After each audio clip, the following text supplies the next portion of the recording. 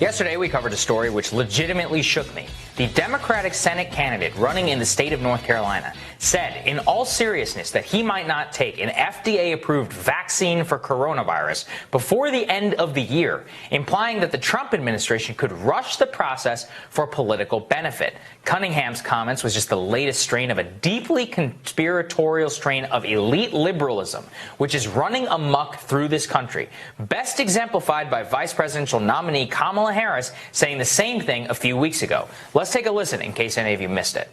I will say that I would not trust Donald Trump, and it would have to be a credible source of information that talks about the efficacy and the reliability of whatever he's talking about. I will not take his word for it. He wants us to inject bleach. No, I will not take his word. Now, as I said yesterday, if there was a GOP Senate candidate saying this or a GOP vice presidential nominee, you can rest assured every single media reporter on the planet would have their heads explode simultaneously. Brian Stelter would do a special report. Rachel Maddow would break into special coverage. But that's not what happened. Instead, the high church of elite liberals came right to Cunningham's defense. And instead, we saw the opposite. Brian Butler, the editor-in-chief of Pod Save America Bros outlet Crooked Media, immediately defended Cunningham, saying, quote, "Journalists have a straight-up choice to make: falsely portray people who say they would not blindly trust a Trump October surprise vaccine as anti-vax cranks, or truthfully portray Trump as seeking to intervene in the vaccine approval process to boost his election odds." And as of this writing, I went ahead and checked. It was not covered negatively by either CNN or MSNBC. And to the extent it was covered at all in the mainstream media was this gem from the Washington Post about how the real villains of the coronavirus vaccine are actually the Republican base, who polling shows say are skeptical of taking a vaccine.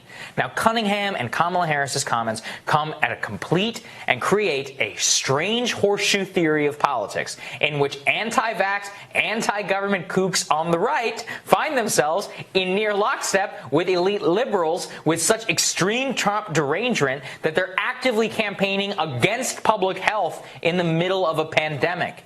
The state of American trust in scientific institutions is dire right now. New polling from the Kaiser Family Foundation saw a 16-point drop in favorability ratings for the CDC in the last several months. And several new polls show that only a slight 51% of Americans would trust an FDA-approved vaccine for a variety of reasons, spanning Republicans, independents, and Democrats. How did we get to such a dire place as a country? Well, a news item caught my eye yesterday, which pretty much crystallized it for me. Scientific American, one of the country's premier outlets on science affairs, decided for the first time in its 175-year history to endorse Joe Biden for president.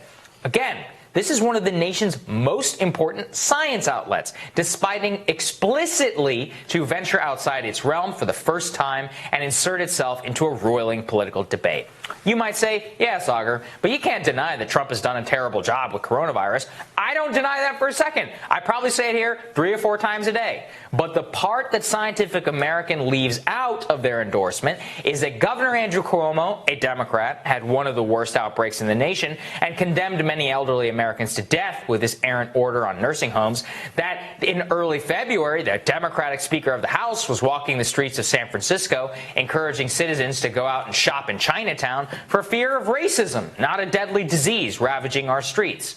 Were any of these facts found in this so-called scientific decision? No.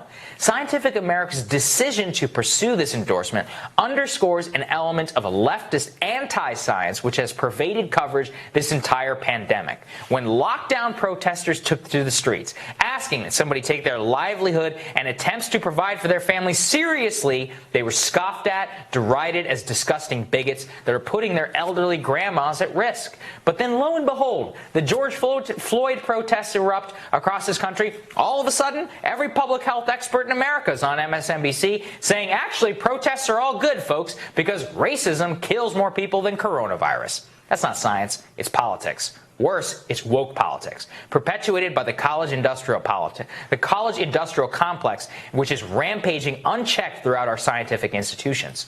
Just days ago, Independent journalist Christopher Rufo uncovered a plot at the CDC in the middle of a pandemic to undergo a critical race theory training called Naming, Measuring, and Addressing the Impacts of Racism on Health and Well-Being of the Nation and the World.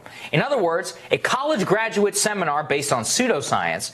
This course would have ended up encouraging CDC employees to join, quote, anti-racism collaboratives with 8 collective action teams and join campaigns to make scientific publications anti-racist so they can influence policy and legislation. Again, this is what the CDC is focused on and spending a lot of money on in the middle of a goddamn pandemic where we do not have a vaccine. Is it any wonder Americans don't trust them? This underscores the point I want to get across.